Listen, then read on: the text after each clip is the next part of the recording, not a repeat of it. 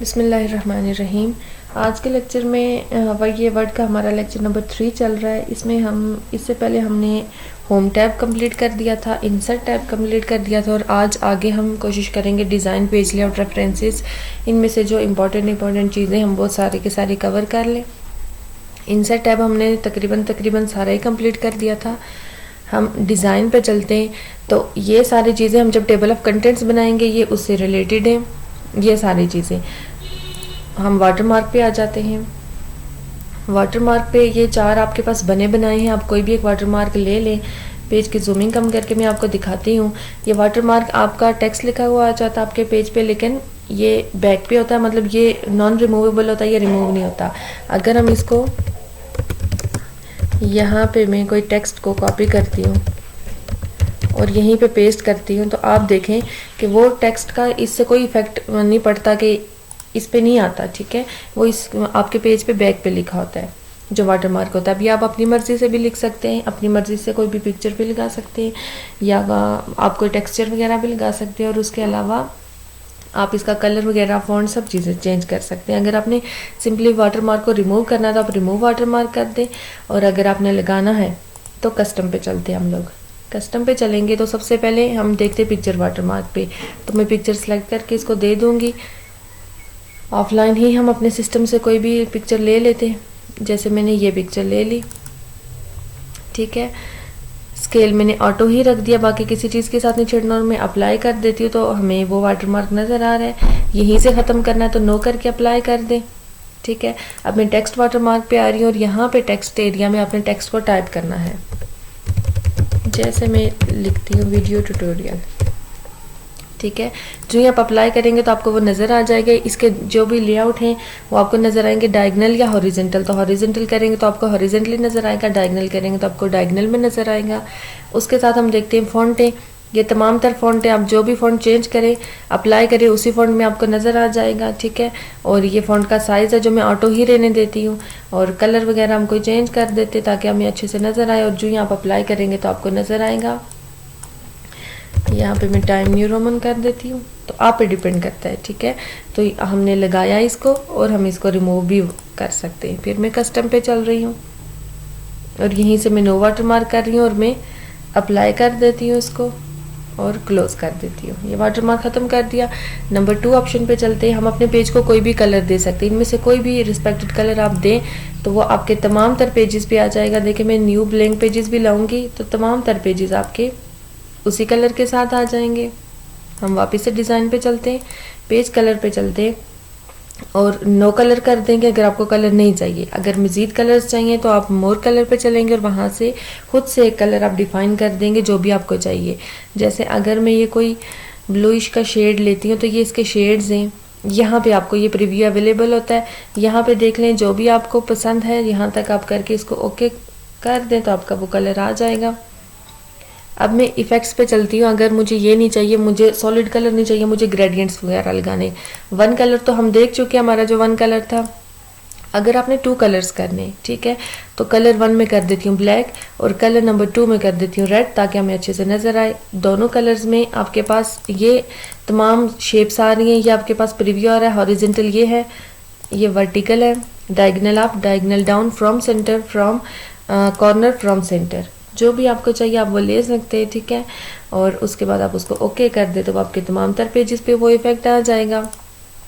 वापस से हम उसी पे चलते हैं और हम देखते हैं नंबर 3 प्रीसेट पे। प्रीसेट पे कुछ प्रोफाइल्स यहाँ पे ऑटोमेटिकली पहले से बाय डिफ़ॉल्ट डिफाइन हैं। आप उनमें से कोई एक ले लें और आप उसको लेके ओके कर दें, आपका वो आ जाएगा। उसके बाद अगर हम आगे चलें तो टेक्सचर पे चलते हैं। तो हमारे पास कुछ जो वर्ड में अवेलेबल टेक्सचर्स हैं वो तमाम तर टेक्सचर्स आ जाएंगे। उनमें से जो भी चाहिए आपको आप वो, जैसे ये सेंड वाला टेक्सचर हमने लिया, मैंने इसको ओके किया तो हमारे तमाम तर पेजेस पे वो इफेक्ट आ गया। फिर हम लोग चलते हैं पैटर्न पे। तो ये जैसे हम शेप्स वगैरह पे पैटर्न देते थे वैसे ही है बिल्कुल। कलर्स हम 2 खुद से चूज़ कर देंगे। ठीक है, और ये कलर चूज़ कर, ये आपको प्रीव्यू यहाँ पे नज़र आ रहा है। ये तमाम तरह इनमें से कोई भी आप ले लें और ओके कर दें उसको। ठीक है, मैंने जूमिंग कम की हुई है, यहाँ पे ये ऐसे नज़र आएगा। फिर हम उससे भी आगे चलते हैं और पैटर्न से हट जाते हैं और हम पिक्चर पे आ जाते हैं। तो वैसे ही हम पिक्चर को ऑफलाइन कोई पिक्चर सिलेक्ट कर देंगे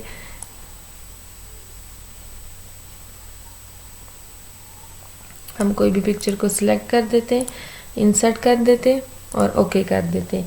तो अब ये पिक्चर हमारे तमाम तर पेजेस पे आ जाएगी। ये तमाम तर चीज़ें हो गई, ये सारे हमने देख लिया। अब हमने ख़त्म करना है तो हम सिंपली नो कलर पे चलेंगे। उसके बाद जो मोस्ट इम्पॉर्टेंट चीज़ है वो है पेज बॉर्डर। हम पेज बॉर्डर पे चलेंगे। यहाँ पे पेज बॉर्डर पे आप यहाँ से भी जा सकते हैं और आप अगर होम पे जाएं और सिंपली बॉर्डर्स पे जाएं तो यहाँ पे भी पेज बॉर्डर से जा सकते हैं। ठीक है, तो ये दोनों तरीके हैं, आप जहाँ से जाएं आपकी मर्ज़ी, आप वहाँ से जा सकते हैं। पेज बॉर्डर पे क्लिक कर दें। सबसे पहले नन है तो नन अगर कोई लगा हुआ तो हम ख़त्म करेंगे। तो उसके बाद हम लोग बॉक्स पे आ जाते हैं। प्रीव्यू आपको यहाँ पे अवेलेबल है। जैसे बॉक्स है तो ये चारों बॉर्डर हैं, टॉप राइट बॉटम लेफ्ट। कोई भी आपने ख़त्म करना है तो आप इनको ऐसे ख़त्म कर सकते हैं। ओके करें, वही बॉर्डर आपका आ जाएगा। ठीक है, तो मैं कोई और चीज़ देख लेती हूँ। शेडो पे आपकी 2 लाइनें गहरी होंगी, 3D पे ये इफेक्ट आएंगे और कस्टम पे आप अपनी मर्ज़ी से लगा सकते हैं। मैं बॉक्स पे आ जाती हूँ और बॉक्स पे आके अपनी मर्ज़ी से लगा देते हैं। हम यहाँ पे कोई और शेप सेलेक्ट कर देते बॉर्डर की, जैसे कि मैंने ये कर दी। उसमें आपके पास अवेलेबल कलर सारे आ जाएंगे। मैं थोड़ा ब्लू टाइप दे देती हूँ ताकि मैं अच्छे से नज़र आए। विड्थ जितनी भी अवेलेबल होगी उतनी विड्थ आपको नज़र आ जाएगी। जैसे ये जब टाइप स्टाइल मैंने बॉर्डर का सिलेक्ट किया तो इसमें इतने सारे हमारे पास आए। और अगर मैं इसमें से ये कर देती हूँ तो इसमें मेरे पास विड्थ सिर्फ एक अवेलेबल है, कोई और नहीं है। ओके कर देंगे, 100% जूमिंग पे चलेंगे तो ये आ गया जी बॉर्डर। ठीक है, इसको अब आपने इसको थिक वगैरह करना है, वो भी आप इस वाले स्टाइल में नहीं कर सकते क्योंकि इसमें विड्थ है ही नहीं। जैसे अगर मैं ये ले रही हूँ तो आप देखें इसमें भी नहीं है। इस वाले को ले लेते, इसमें भी कोई नहीं है। इसमें 2 ही हैं, इसमें लेके देखते हैं, इसमें भी कोई नहीं है। हम सॉलिड वाली को ले लेते हैं। किसी ऐसी को लेते हैं जिसमें हमारे पास विड्थ अवेलेबल हो।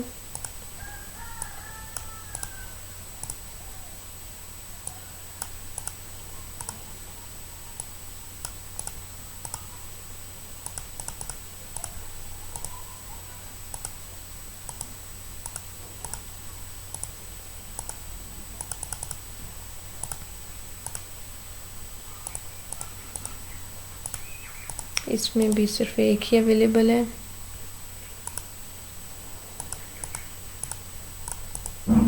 इसमें भी सिर्फ एक ही है।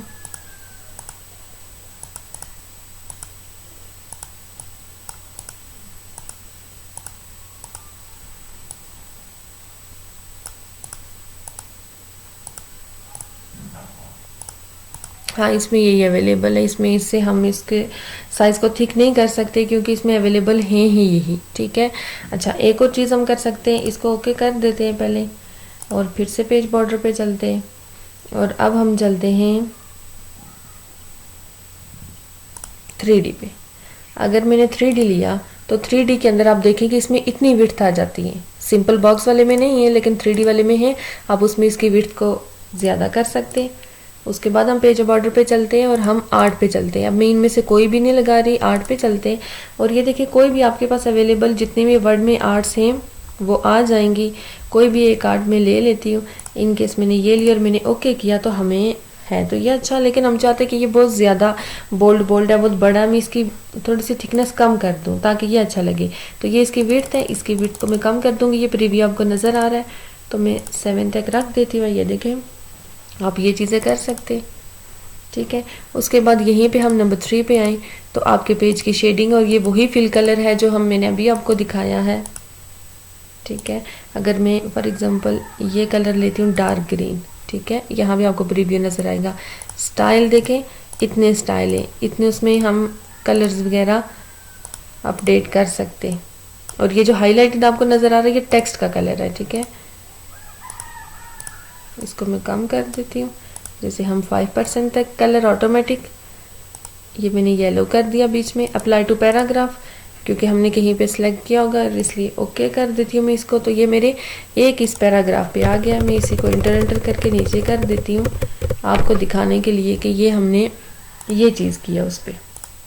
कहाँ से की, यहाँ से शेडिंग पे गई। ठीक है, मैं फिल पे चलती हूँ और नो कलर पर चलती हूँ और ओके करती हूँ तो वो ख़त्म हो जाएगा। हम पेज लेआउट पे चलते हैं और पेज लेआउट पे जो सबसे मोस्ट इम्पॉर्टेंट चीज़ है वो है आपके पास मार्जिन से। देखें जैसे कि मैंने टेक्स्ट लिखना स्टार्ट किया है यहाँ पे, ठीक है, तो आप देखें मैं यहाँ पे क्लिक कर रही हूँ तो नहीं हो रहा, लेकिन मेरा जो भी टेक्स्ट है, जो भी मैं लिखना चाहती हूँ वो यहाँ से लिखा जाएगा। जैसे मैंने आई लव माई कंट्री लिखा, कंट्रोल वाई से इसी को बार बार मैं पेस्ट किए जा रही हूँ, ये मैंने कर दिया और इसे मैं पेस्ट करूँगी एक पूरे पेज तक बस। और यहाँ तक आ गया, ठीक है, ये यहाँ तक आ गया। मैं इसकी जूमिंग कम करके आपको दिखा देती हूँ। अब मार्जिन्स क्या चीज़ है, ये बाकी वाले पेजेस को हम ख़त्म कर देते हैं और ख़त्म करने का तरीका क्या है, ये मैं क्लिक कर रही हूँ और बैक स्पेस प्रेस कर रही हूँ, क्लिक बैक स्पेस। उनसे जब कंट्रोल हटेगा तो ऑटोमेटिकली जब डाटा रिमूव होगा तो आपका वो पेज ऑटोमेटिकली डिलीट हो जाएगा। ये सिलेक्ट करके मैं डिलीट कर देती हूँ और मैंने इसको रखना है सिर्फ और सिर्फ जो मैंने अभी टाइप किया वहाँ तक, बस यहाँ तक। फॉर एग्जाम्पल ये जो मैंने टेक्स्ट लिखा, मैं चाहती हूँ कि ये जो मेरे पैराग्राफ यहाँ पे आ गया है ये भी इसी डॉक्यूमेंट पे सेट हो जाए, इसी पेज पे, बट क्योंकि नहीं हो रहा, लेकिन मैं देखती हूँ कि ये इसने लेफ़्ट से, राइट से और टॉप से और बॉटम से इतनी स्पेस ली हुई, तो अगर ये स्पेस कम हो जाए तो शायद कि मेरा ये टेक्स्ट ईजिली वहाँ पर जाके सेट हो जाएगा। तो ये चीज़ हम मार्जिन्स पे जाएंगे। Normal margin top bottom left right से 1 स्पेस होती है, हम नैरो कर देते हैं। जो ही मैंने नैरो की तो उसने देखे कि वो कम कर दिया और वो टेक्स्ट भी यहाँ पे आ गया, वो पेज, क्योंकि टेक्स्ट इस पे आ गया तो पेज ऑटोमेटिकली डिलीट हो गया। तो यहाँ पे इतनी जगह भी बच गई, ठीक है। मैं इसको ठीक करने के लिए सिंपली आके इसे जस्टिफाई कर दूंगी, ठीक है। तो इसका मतलब है कि ठीक हो गया, हमारा काम तो हो गया। तो हम बाकी मार्जिन्स भी देख लेते हैं, मॉडरेट वगैरह, ये तमाम मार्जिन्स की टाइप्स हैं, आप किसी में भी रख सकते हैं। ये वाइड है तो वाइड में अगले डॉक्यूमेंट पे इतना, पेज पे इतना टेक्स्ट चला गया, क्योंकि इसमें टॉप राइट बॉटम लेफ्ट से बहुत ज़्यादा स्पेसेस हैं। और अगर आप अपनी मर्ज़ी से देना चाहते हैं तो आप कस्टम मार्जिन पे चलें। टॉप से 1 है तो टॉप से मैंने 0.7, बॉटम से भी 0.5 कर दूंगी, बस चलें 2 ही चेंज करती हूँ। ये प्रीव्यू आपको यहाँ पे नज़र आएगा और ओके करेंगे तो ये हमें प्रीव्यू, पहले मैं इसे नॉर्मल कर देती हूँ, ये नॉर्मल किया, अब मैं इसे चेंज करती हूँ ताकि आपको अच्छे से ना समझ आए।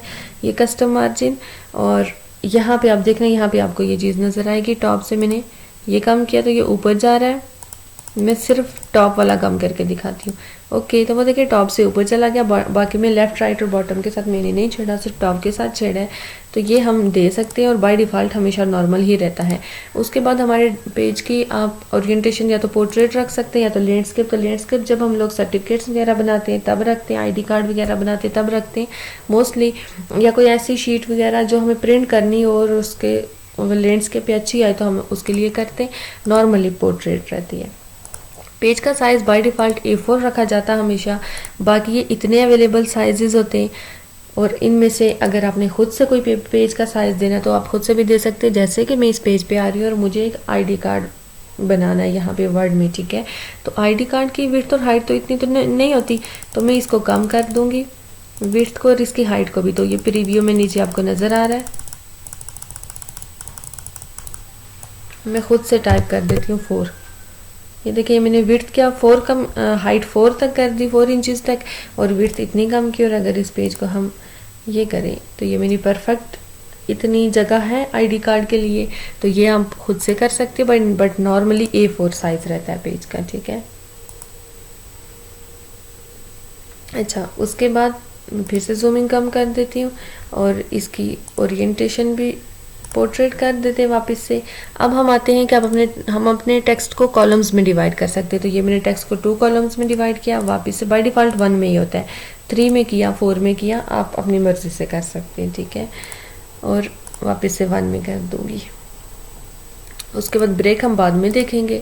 और अभी हम चलते लाइन नंबर पे। लाइन नंबर पे चल के अगर मैं कंटिन्यूस कर दूंगी तो कंटिन्यूसली देखिए 1 से लेके 50 तक उसने पेजेस जो लाइंस है उनको लाइन नंबरिंग दे दी। अगर मैं रीस्टार्ट ईच पेज करूंगी तो वो हर पेज पे रीस्टार्ट कर देगा। इस पे 1 to 48 जा रहा है तो नेक्स्ट पेज पे फिर से उसने 1 से स्टार्ट कर दी।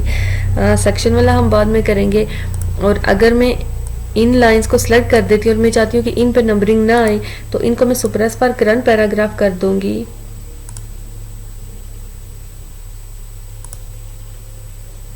पहले मैं इसको कंटिन्यूस करके दे देती हूँ, सिलेक्शन दी हुई है ना,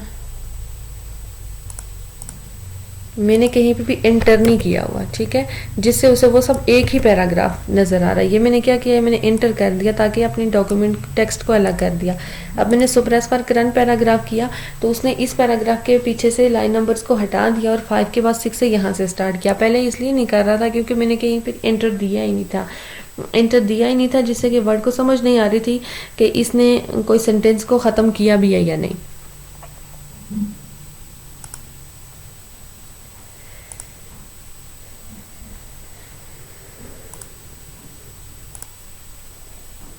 अच्छा जी, अब हम चलते हैं आगे हाइफिनेशन पे। तो उसके लिए मैं पेज की जूमिंग थोड़ी ज़्यादा कर देती हूँ और आप देखें कि जैसे ये कंट्री लिखा हुआ फिर आई यहाँ पे आ रहा है। अगर मैं हाइफिनेशन को ऑटोमेटिक कर दूंगी तो आप देखें जो ये न्यू लाइन पे जा रहा है, अगर कंट्री है एक ही वर्ड है तो कंट्री का जो ही जा रहा है तो उसने एक हाइफिनेशन ऐड कर दी है। तो ये मुझे नहीं करनी पड़ी, ये ऑटोमेटिकली मैंने कर दी और कहाँ से, यहाँ से ऑटोमेटिक कर दी। ठीक है, मैनुअल भी आप इसको कर सकते हैं और ऑटोमेटिक भी कर सकते हैं। उसके बाद मैं यहीं से एंटर कर देती हूँ 1-2 लाइंस पे और ये वही इंडेंट है जो होम पेज पे मैंने आपको दिखाया था। लेफ्ट से दें, आप बिफोर स्पेस दें, आप आफ्टर स्पेस दें, आप राइट से दें, ये सब चीज़ें यहाँ यहीं पे हैं।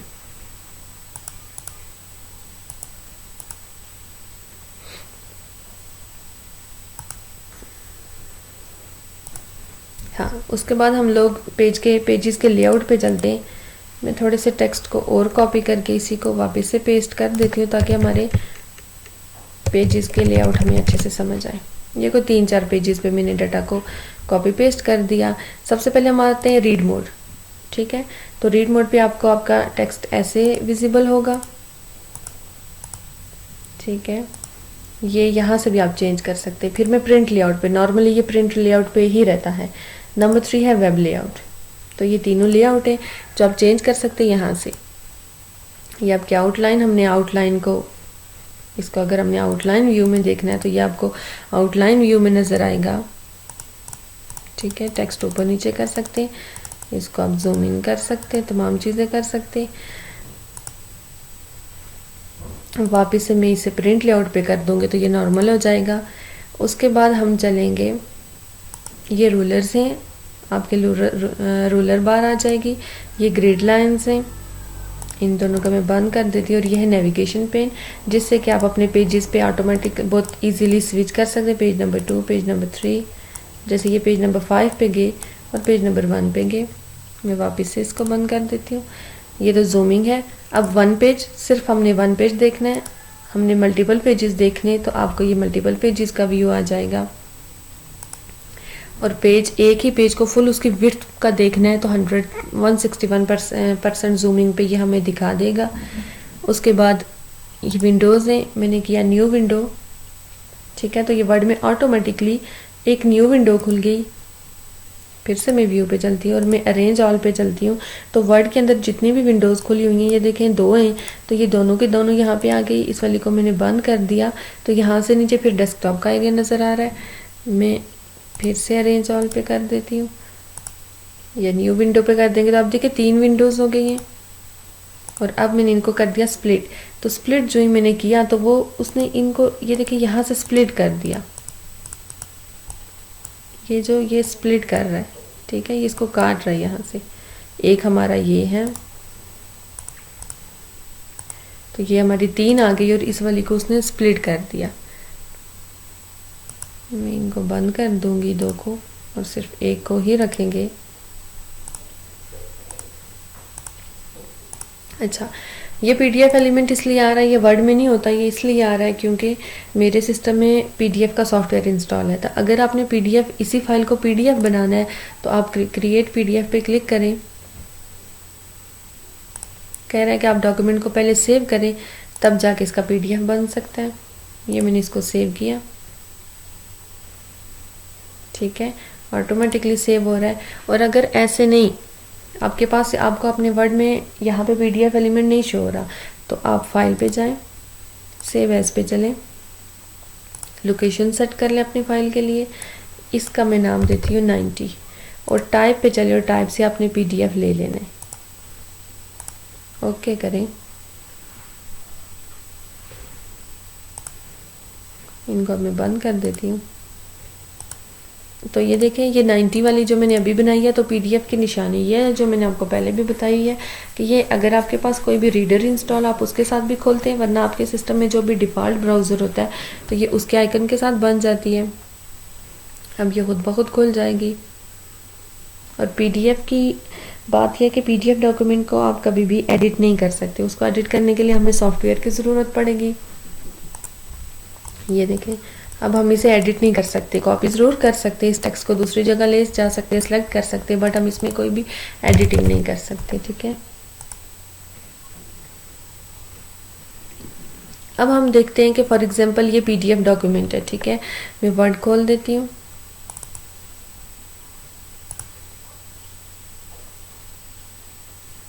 PDF को एडिट करने के लिए हम PDF के अलग से सॉफ्टवेयर को लेते हैं, बट हम PDF डॉक्यूमेंट को अगर ओपन करेंगे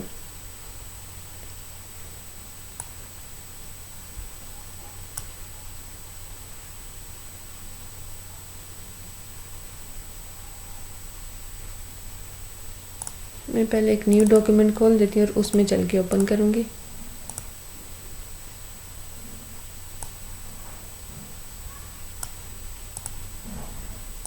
डेस्कटॉप पे चलती हूँ और वहाँ से ये 90 वाली PDF को, अब मैं PDF को किस में खोल रही हूँ, वर्ड में खोल रही हूँ। वर्ड डॉक्यूमेंट को तो आप वर्ड में खोल सकते हैं इजीली और वो कभी भी ख़राब भी नहीं होगी। अब PDF को जब आप खोलेंगे तो आपकी सेटिंग हिल जाएगी, लाइन स्पेसिंग वगैरह ये चीज़ें ख़राब हो जाती है। उनकी रीज़न क्या होती है, ये तो PDF अभी मेरी ख़राब नहीं होगी क्योंकि मैंने 2013 में ही बनाई, 2013 में ही खोली। अगर फॉर एग्जांपल कोई फाइल हो जो बनी हो 2007 में, 10 में, और उसको हम 13 में खोलेंगे तो उसमें कुछ प्रॉब्लम्स हो सकती हैं। देखिए कन्वर्टिंग कर रहा है,